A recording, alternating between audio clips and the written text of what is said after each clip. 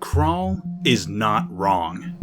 I mean, he's not particularly right either, but neither is the Federation. To Krall, the Federation's happy-go-lucky, conflict-free, interdependent nature is actually a dangerous worldview. In Krall's philosophy, humanity is safest, strongest, and most apt to survive if it is faced with war, terror, and a constant threat of destruction. But is Krall wrong? I'd say no. His actions are wrong, and his viewpoint is narrow, but nothing he says is particularly wrong.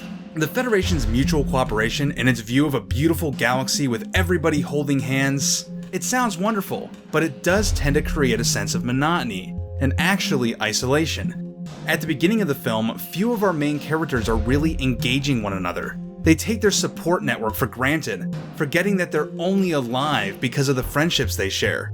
Kirk wants to abandon his captaincy for a vice admiral position. Spock wants to leave Starfleet altogether. Uhura is disenchanted with Spock.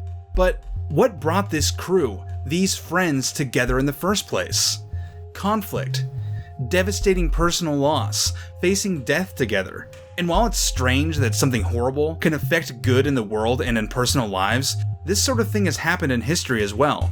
Virtually the entire modern climate of international cooperation is a consequence of unprecedented war and suffering that typified the first half of the 20th century, and massive technological advances were made by the Soviets in the United States during the Cold War. And how do they achieve those remarkable feats? By working together?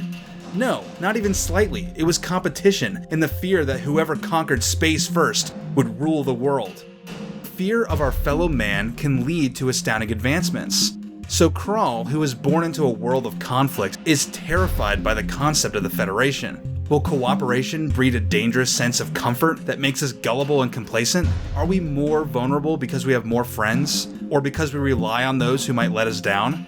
Unity, when viewed through this lens, is a weakness. But unity is also the Federation's greatest strength, because it's not the fear and preparedness against the unknown that saves the day. It's self-sacrifice, and it's relying on the unique and diverse skill sets of others. Keenser's acidic nasal secretions and Jayla's holographic diversion technology both come to mind. And while a bundle of sticks might be more vulnerable to starting a horrific fire, Scotty's grandmother is also right. You can't break a stick in a bundle.